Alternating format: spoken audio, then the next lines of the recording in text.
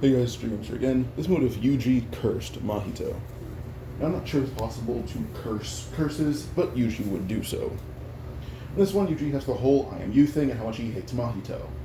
But then we get to Yuji, and I'm gonna say the final battle between everyone confronting Kenjaku and Uraume. When Kenjaku would use Maximum Uzumaki, he would fire a blast, kind of like an orb that happens to contain Mahito.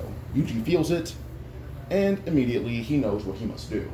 Instead of Kusakabe using simple domain to block it, Yuji would jump in front of Kusakabe, who would jump in front of the Kyoto students. You jump in, grab it, and he would admit out loud, wholeheartedly, and with enough emotion to curse Mahito. He would just yell, saying, "No matter how much I hate you, I am you. And I will use you to defeat Kenjaku. I will use you to defeat every enemy who opposes me." That's the reason why Yuji says this. It's basically the fact that he is planning on, he's not planning on cursing anyone, he doesn't know he can, but he's planning on using Mahito's, not mentality, but the hatred he feels to Mahito to channel that hatred into everyone who is against his school and his allies. So with this, Yuji's hatred reaches an all-time peak, and then from behind, we see two giant sets of hands appear out of a portal, and we end up seeing a voice not come out of the hands, but just out of nowhere, seemingly. The voice is obviously Mahito's, but with a tad bit more evil, demonic undertone. And Mahito granting Yuji permission to use Mahito to hurt Kenjaku. Mahito, being basically the fear of humans, he's very much aware of the human emotion. And Mahito, with how evil he is, malice is probably one of his strongest emotions. And Yuji is full of that, and Mahito is full of that as well. That combined, Mahito will grant Yuji the ability to use idol transfiguration, giving Yuji his first curse technique. But these two hands would actually grab Yuji, and we'd begin transfiguring him. Not to turn into Mahito, but they're instilling Mahito's brain into Yuji, fusing them both, giving Yuji Mahito's knowledge of the human body, of the soul, of everything. Sukuna was honestly amazed, as now Yuji's soul is so reinforced to the point where the binding battle is almost breaking under Yuji's power. So with this, once Yuji would feel the power, he would look at Kenjaku, and immediately try to freeze Yuji, and for Yuji to just appear behind Uraume, having the body of a curse now, combined with his own. But his body is much faster, his curse energy levels are higher, everything about him is different. Even one of his eyes is now blue. He would grab Uraume by the face, Kenjaku would pretty quickly kick Yuji away, he would tells Uraume, "We have no choice, we need to run." Yuki would arrive with Yuji, and Kenjaku kind of solidifies, "Yeah, we should go now." They do as fast as they can, and everyone's kind of asking Yuji, how'd you do that? But Yuji would immediately just say, "Give me Todo, give me Nobara, give me Nanami." Everyone's confused, but Yuji would find Nobara, and he's actually able to fix her face. With Todo, he's able to fix his hand, but actually would kind of amplify Todo's body, kind of just as a repayment. Nanami, he's just dead. All Yuji did was basically restore his upper half, but his heartbeat gone, brain function gone. All I could really do is give Nanami proper burial without him being in half. With this, when it comes to Tengen get on not Tengen actually, we have the whole Yuta thing first actually. So when it comes to Yuta versus Yuji. When it comes to Yuta versus Yuji would say she see Rika, and he actually would ask Yuta, how do you get her to come out, manifest? Yuta sounds confused, why do you care? And Yuji would suddenly clasp his hands together and demand Mahito come out. Mahito wouldn't, and Yuji's angrier and angrier, until he's as angry as possible, and that's when Mahito manifests. Rika is manifested through love, Mahito's manifested through pure anger and hatred. When Yuta sees this, she says, "Oh, I see." He immediately would get close to Yuji, not kicking him, kind of just grabbing him like he's going to slam him, and simply just say, "I want to go Gojo's side, take a dive." Yuji would freeze, but take a dive as he's gone through the entire building, and everyone presumes Yuji is killed until later that night, Yuji would wake up with a giant headache. Until he kind of touches his own head, accidentally using idol transfiguration and fixing it. He's pretty surprised, but Yuta would actually kind of just tell everyone, tell Yuji. Well, he tells everyone why Yuji was quote unquote killed, but then he would also tell Yuji, he'll teach him to manifest Rika. So, when it comes to the whole Hakari thing, that is still Yuji doing it, but then back downstairs would actually be Todo. So yeah, so the Hakari thing, let me go on that now. Yuji would fight Hakari. Downstairs, Toto being available, would fight Toto with, not Toto, he would fight Karara with Megumi and Panda. Which is honestly pretty easy, because he understood Karara, clapped, he just broke through her technique like that, when she's just like, oh crap, I'm by my enemies. Panda literally just grabs her and bear hugs her, and Megumi just holds a blade to her neck. Then we go on to Yuji Hakari, and it goes to this fight.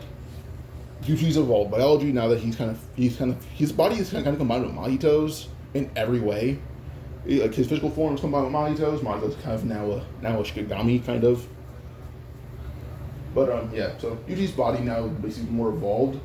Could have made him a genius, and not a genius, but his body learns very quickly.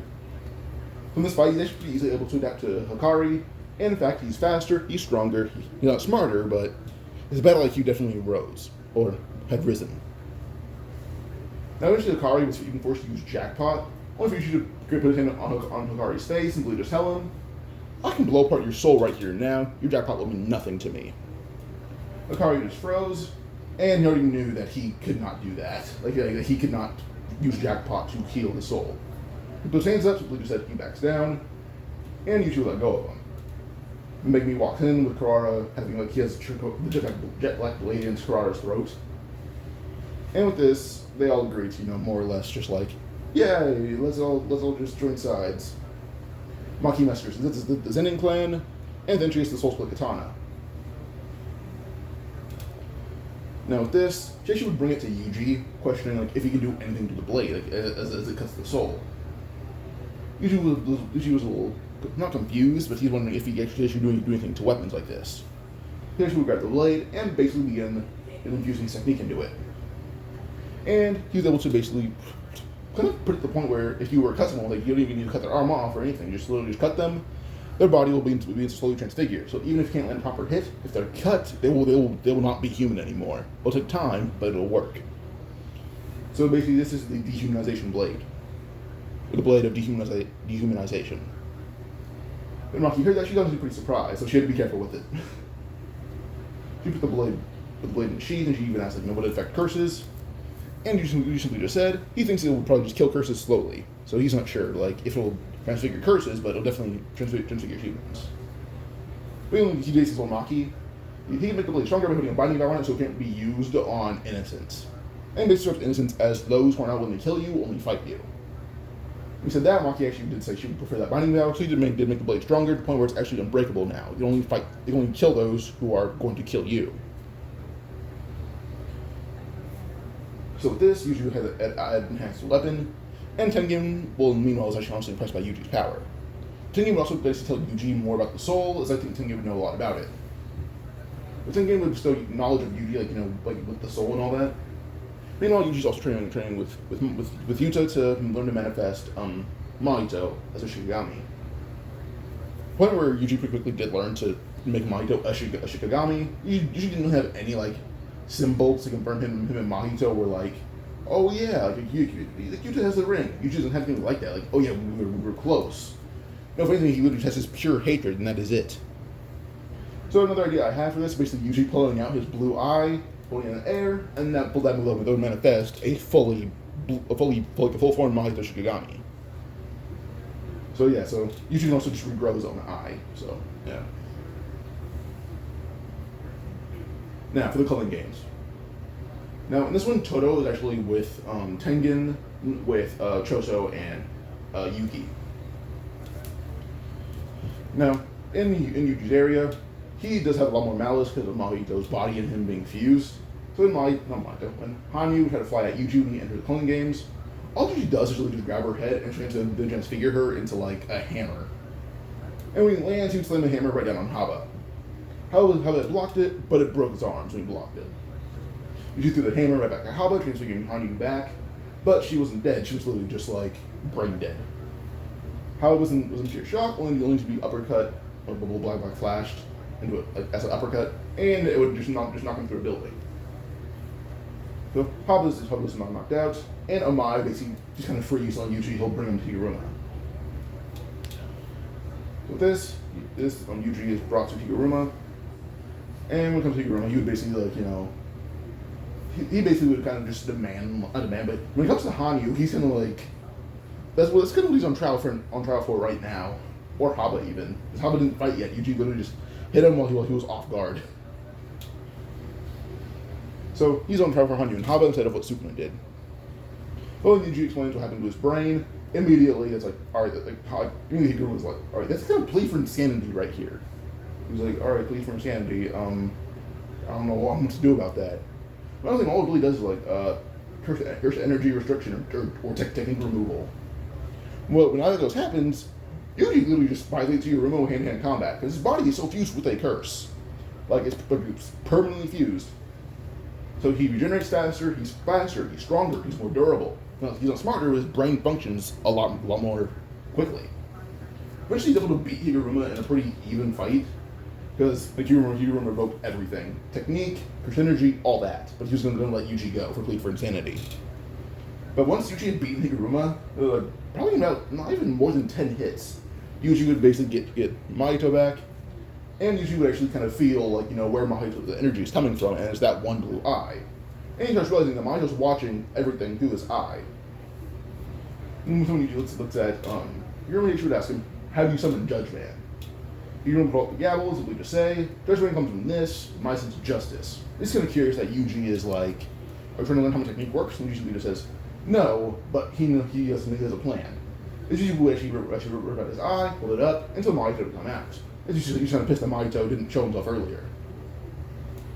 Mahito would come out of basically just turn from the eye and warps into Mahito's Shikigami. And it's basically just Mahito combined with Rika. You can't see Mahito's face, but you can see like one eye through long blue hair. Now Yuji Mahito would talk, and Mahito just says he doesn't want to manifest unless he's fighting someone on Kenjaku's side. Yuji just nods, saying, so you want revenge? Mahito says, of course I do, I'm only human, as he just laughs. Yuji kind of just smirks, holding his hand out, and Mahito would go back into the eye, Yuji puts it back in his head, and Higuruma was honestly very much surprised. But Yuji simply just tell Higuruma that now he has an ace up his sleeve. He pulls Higuruma to his feet, and begin leading Higuruma to Megumi, where Yuji can actually sense him via Mahito's eye. Mahito's an entire person in one of Yuji's eyes, so he's able to sense everyone in his area, or in his sector, I guess. And he finds Nobara in here as well as Megumi. So when they arrive, he has an eye with him as well. They get to where Megumi is. They actually see Nobara had beaten and Remy and Chizuru. Chizuru's the guy with the claws, Remy's the girl with the scorpion hair. Nobara literally just bashed in Remy's face, and then Chizuru was just Chizuru tried to slash Nobara, and she literally just black flashed him from the 20th story. So yeah, he hit the ground pretty hard. What she allows them blood Megumi to fight against Hasanouki and Reggie. But as we see Nobara meet her own person, that own person in this domain, not the domain, but in the Culling game sector, probably Takaba. So I can probably see Nobara having Takaba with her, and Takaba could probably handle Chizuru, well not Chizuru, Hasanouki with really no difficulty at all. So Hasanouki is beaten by Takaba, and then Megumi pretty easily handles Reggie by himself. He doesn't need to fight anyone else. When they see Yuji, they do ask him how he's doing, and he simply just said, better than ever. But on to other Culling games, first we'd have Yuta, and Yuta is actually a bit stronger to train with Yuji.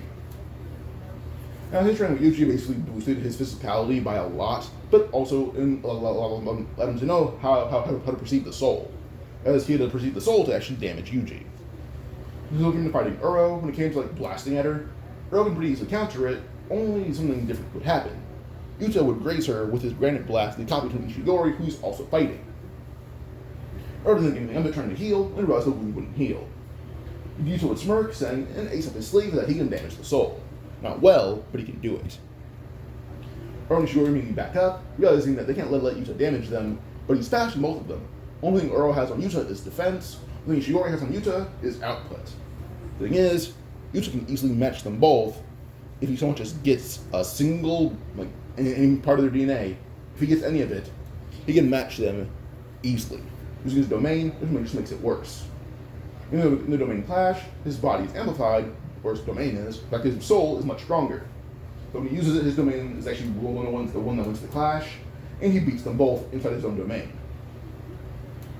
Now with this, we move on to Hakari. Hakari, in this one, trying to get stronger as well. He was almost like, he was in his strongest form, and with one touch, he was threatened to be killed while in the strongest form that he's supposed to be immortal in. Now Hakari as well had learned to perceive the soul, but he's also getting like, trying to learn RCT genuinely, because it would boost up his overall like healing factor. And he did learn it, like Hakari's I think he learned it pretty easily. But this one, Hakari learned two things. His RCT isn't that great in base, but it still works.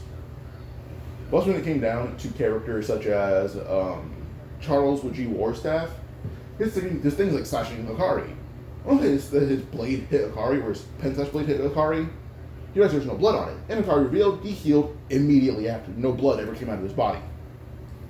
Immediately, Charles realized that Hakari can heal instantaneously, and he has no chance. So immediately, Charles comes back down, saying he won't fight. So Hakari just demands, give me your points, and Charles does just that. Then Hakari would go fight Kashimo, and Kashimo just realized Hakari's an RCT user.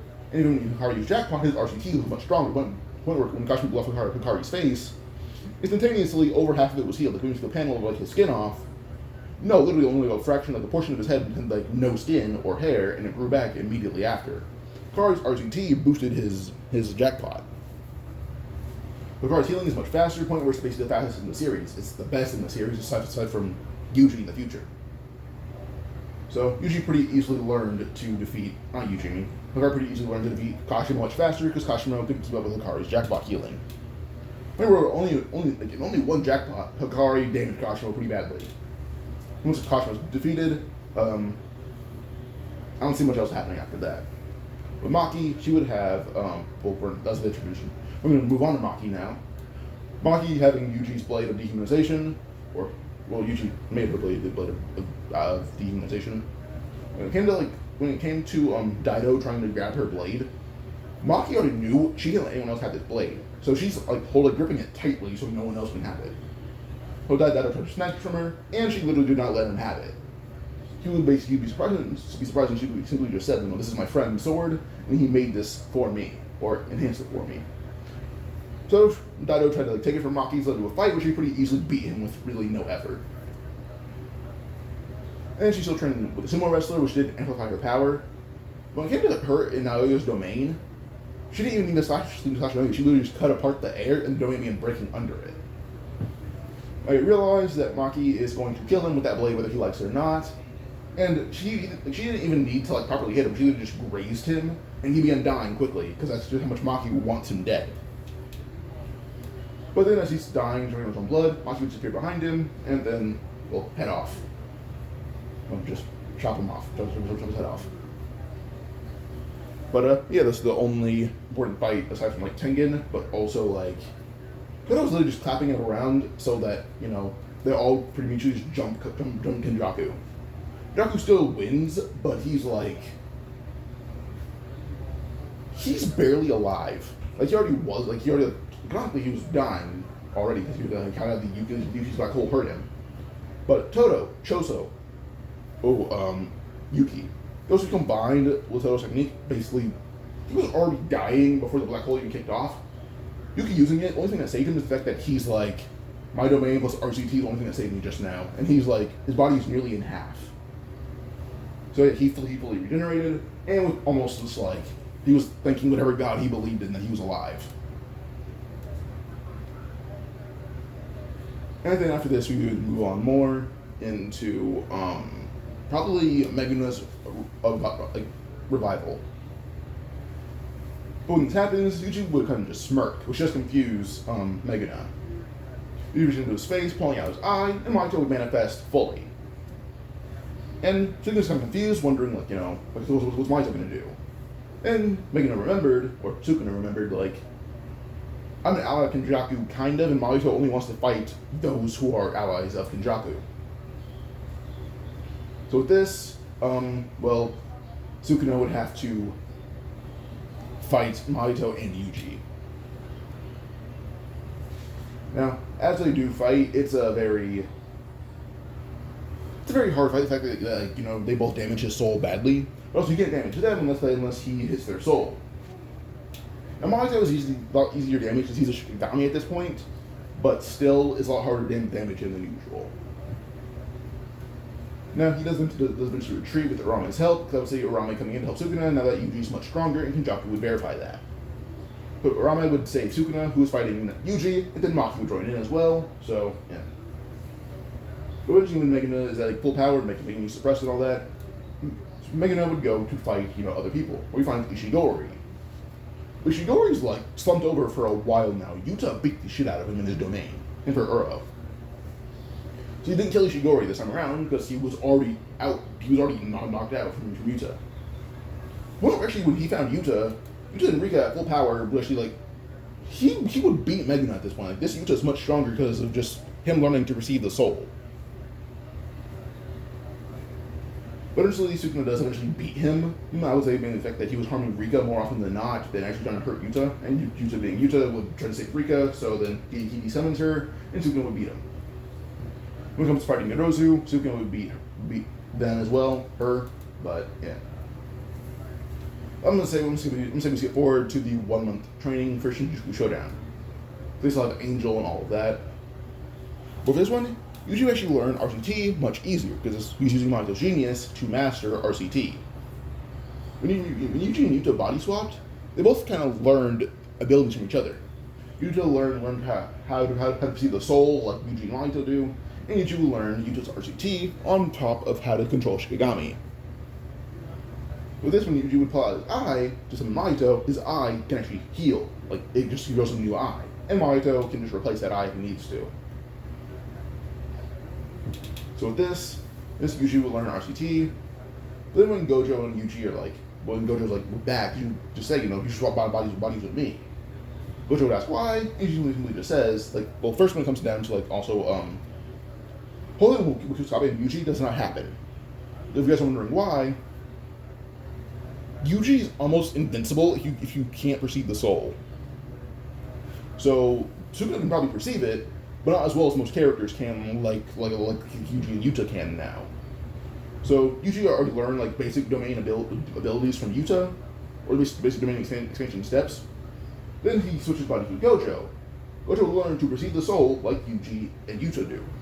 Also, how smart Gojo is and how much his 6 eyes helps him, he could probably surpass their perception of the soul with enough time, which probably wouldn't need to be a lot of time. Most of this would enhance Yuji's understanding of domains. In fact, we should learn a domain counter being followed by some emotion from Gojo. So, when it comes down to Gojo versus Sukuna, Sukuna has learned to perceive the soul as well to damage Yuji, but Gojo has Yuji understanding of the soul, which is greater than Sukuna's at this point. When those two fight, Sukuna's being damaged much worse than before, to the point where when Gojo had beaten, or not Gojo, Sukuna had beaten Gojo, he still does. Sukuna's not even standing. He's slumped over against the wall, coughing up blood, trying to stand, but he cannot. Even in his forearm form, he's barely walking properly. Fighting Kashimo is a challenge, a big challenge to him because his soul is so badly damaged. However, Urame, nearby still, can feel Sukuna is not able to fight properly anymore because of what Gojo did to him. So Urame tries to evade the fate of Hakari. Hakari, much stronger than before, but better jackpot, better RCT control now. It's a pretty probably canonical Shinjuku Yuji level now. Hakari can probably beat this version of Urame, who's now off guard as well. So Urame is defeated. Sukuna still beat Kashimo, but barely. Former Kashimo was alive, but barely moving. But also, here's a new thing that's happening right now. I mentioned Ishigori is alive. So when it comes down to Sukuna, the next fight could probably be Yuji, Higuruma, Hakari, Ishigori, also Yuta. Yuta can kill Kenjaku instantaneously. Also Takaba. If Takaba can have this whole thing, it doesn't matter if Takaba would fight Kenjaku or not. Yuta can beat him with minimal effort at full power. So Takaba doesn't even need to do his whole shtick. Literally, he should jump in, and Yuta can kill Kenjaku. So now, when Yuta arrives, Takaba does as well. Takaba's alive. That's six people jumping Sukuna, and 3 of which can perceive the soul on a great level, and his soul's already badly damaged. But also, Maki, 7. So someone who knows to just slash someone and turn them into like a transfigured human who already die or just go vastly weakened immediately. Point where we're in Sukuna's like being jumped, everyone does realize like let's all just jump in, he'll die. Point where everyone literally jumps in, aside from like Mei who's using her bird strike. But by the time they're done, I would say in a matter of minutes they kill Sukuna. It wouldn't be a hard fight to do that. Plus Yuji is literally just not transfiguring him to make him suffer. Plus Mahito's in here as well. Mahito's fighting allies of Kenjaku. By the time they're done, Mahito's holding up Sukuna, and then Rika is as well. Now, Yuji, at this point, Sukuna is like still missing a finger, but all Yuji really does is just take that finger, and he would actually ask like everyone what she should do with it. Then Yuji has an idea. That's what it is, and all he does is shove the finger in Sukuna's mouth. And Sukuna does eat it, but we just realize that he's getting stronger. All that happens is that Yuji would transfigure him with Mahito's abilities, like Yuji and Mahito will transfigure him combined. They turn Sukuna into a singular object, a weapon. And let's say it's sword is kind of basic, so I'm just going to turn him into an axe, just a red axe. Yuji wields it before putting it on his back, and everyone's honestly kind of surprised by this. So with this, Yuji would now wield Sukuna as a weapon, not even like, oh yeah, he's at like, not full power, but like, hey, Sukuna's still alive. He's like, if he is, he's not coming back moving, he'd be brain dead or a corpse. So with this, Yuji would have Sukuna as a weapon, and the weapon can basically use Shrine, Dismantle. He basically can use everything that Sukuna can, aside from Malevolent Shrine. With this, everyone had jumped Sukuna, and with so many soul-based attacks, Sukuna would die earlier than usual. So hope you guys enjoyed. Like and subscribe for more. Adios.